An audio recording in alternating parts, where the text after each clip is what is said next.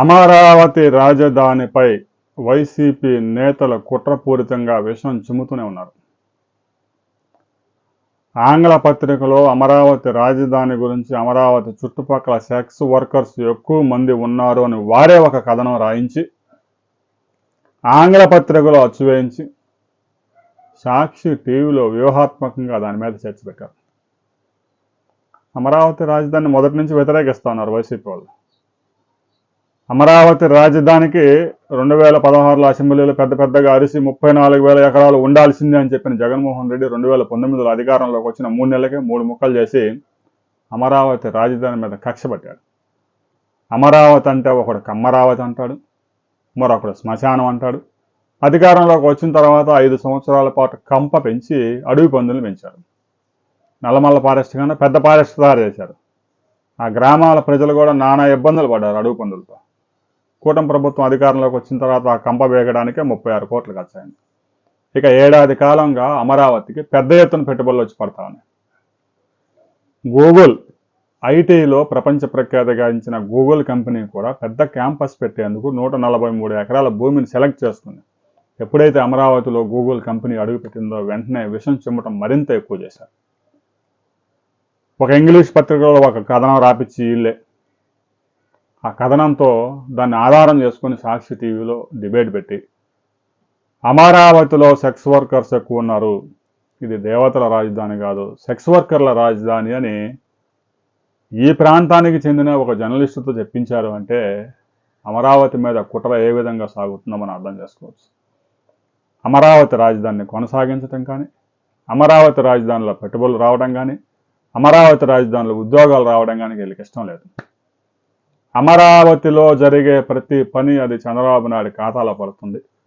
అమరావతి రాజధాని రేపు ప్రపంచ స్థాయి రాజధానిగా మారితే అది మేము చేశాము అని చెప్పుకోవడానికి ఏం ఉండదని చెప్పేసి వైసీపీ నేతలు భయపడతా ఉన్నారు. అందుకే అమరావతి రాజధాని పెట్టుబడులు పెట్టడానికి వచ్చే వాళ్ళని కూడా ఫోన్లు చేసి మరీ బెదిరిస్తూ ఉన్నారు, మెయిల్స్ పెడతా ఉన్నారు.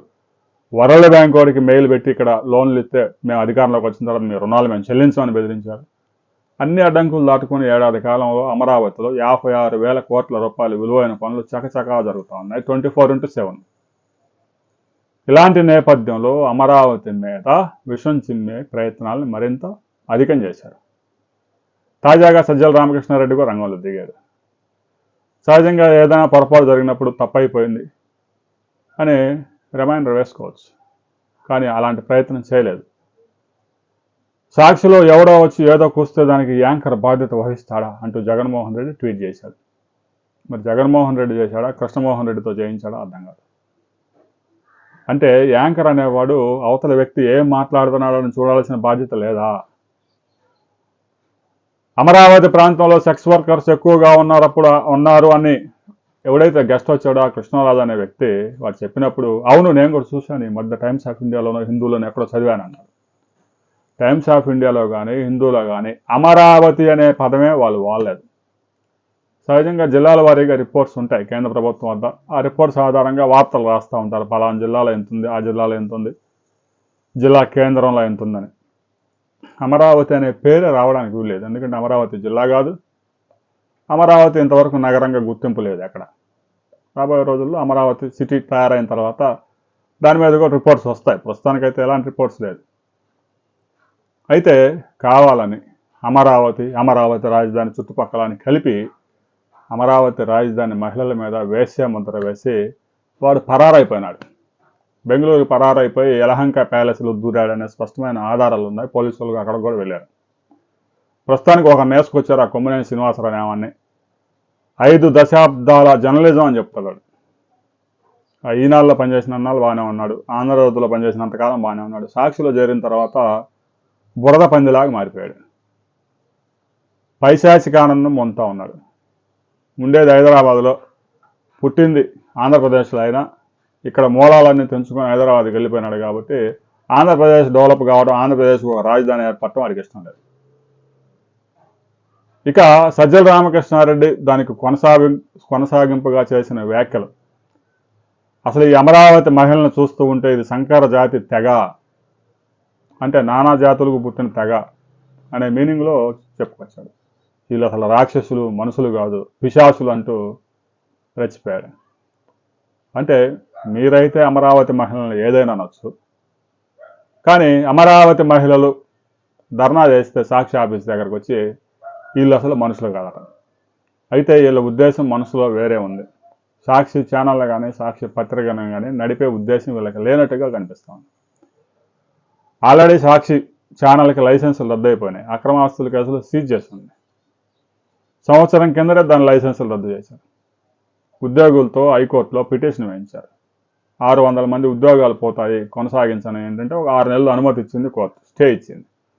మరి 6 నెలల తర్వాత కూడా సాక్షి ఛానల్ ఎలా నడుపుతున్నారు అనేది ఆ కేంద్ర ప్రభుత్వంలో ఈ సమాచార శాఖకే తెలియాలి. సమాచార శాఖలో ఉన్న అధికారులు కూడా వైసీపీ అధికార ప్రతినిధుల్లాగా కనిపిస్తూ ఉన్నారు. ఆంధ్రప్రదేశ్ ప్రభుత్వం ఆ ఛానల్ ఆపడానికి సాధ్యం కాదుగా. కేంద్ర ప్రభుత్వం ఏం చేస్తూ ఉంది? కేంద్ర ప్రభుత్వానికి తెలియదా?